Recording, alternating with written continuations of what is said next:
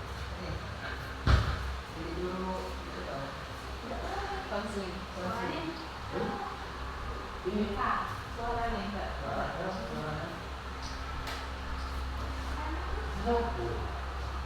Enggak enak. Oh, enggak. Bagas.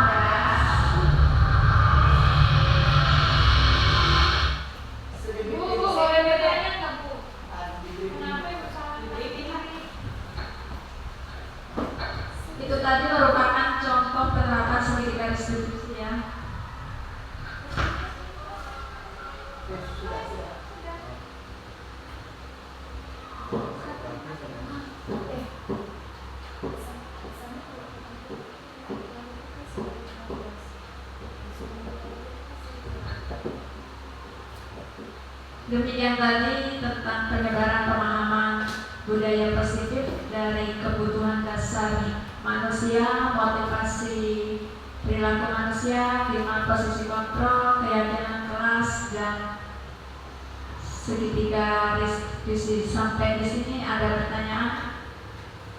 Saya kira cukup ya Bapak Ibu. Baiklah, saya akhiri untuk kegiatan ini. Wassalamualaikum warahmatullahi wabarakatuh. Alhamdulillah.